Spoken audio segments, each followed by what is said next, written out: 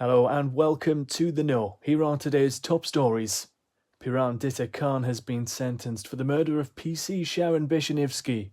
Israel's Benjamin Netanyahu vows to destroy Hamas in Rafah despite US threats to halt weapons shipment. And Labour leader Keir Starmer announces plan to tackle small boats. Keep watching to find out more.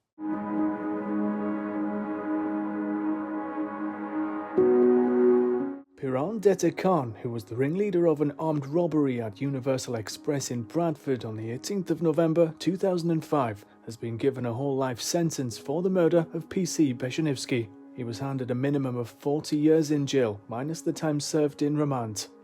In April, the court heard that Khan had orchestrated the armed robbery in the family-run business with 6 other men.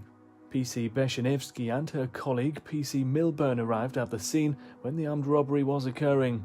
They were both shot at point-blank range by a robber. PC Milburn survived after the bullet missed her vital organ. However, PC Beshenivsky was pronounced dead at the hospital. Piran Khan evaded justice for nearly 20 years for his part in the killing of the police constable by fleeing to Pakistan. He was found guilty of her murder back in April. He admitted to the robbery charge but had denied killing Beshenivsky. Khan was also found guilty of 2 counts of possession of a firearm with intent to endanger life and 2 counts of possession of a prohibited weapon. 6 other people have been sentenced for their part in the murder of the police constable during the bungled armed robbery. In Israel, Prime Minister Benjamin Netanyahu has vowed to carry on with his plan to destroy Hamas in Rafah, even if he has to do it alone. The United States for months had warned Israel to not invade Rafah without a credible plan that civilians in the densely packed area would be protected. Speaking on Thursday during Holocaust Remembrance Day, Benjamin Netanyahu vowed to fight on and destroy Hamas. No amount of pressure, no decision by any international forum will stop Israel from defending itself. As the Prime Minister of Israel, the one and only Jewish state, I pledge here today from Jerusalem on this Holocaust Remembrance Day, if Israel is forced to stand alone, Israel will stand alone. But we know we are not alone because countless decent people around the world support our just cause. And I say to you, we will defeat our genocidal enemies. Never again is now. The Israeli Defense Force this week took control of the Rafah crossing on the Gaza border.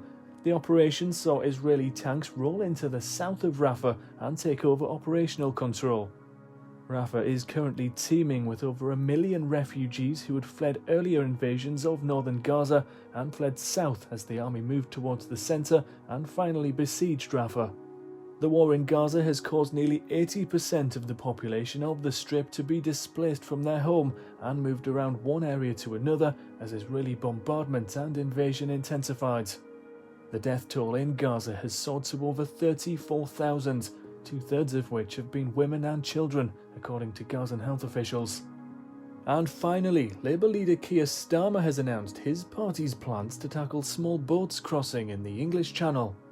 The Labour leader has vowed to use counter-terrorism powers to tackle the small boats crisis once his party is in power. We will set up a new command with new powers, new resources, and a new way of doing things. Border Security Command. Now, this is about leveraging the power and potential of dynamic government based on a counter-terrorism approach which we know works. An end to the fragmentation between policing, the border force, and our intelligence agencies. A collecting of the standards. So the border protection becomes an elite force, not a Cinderella service.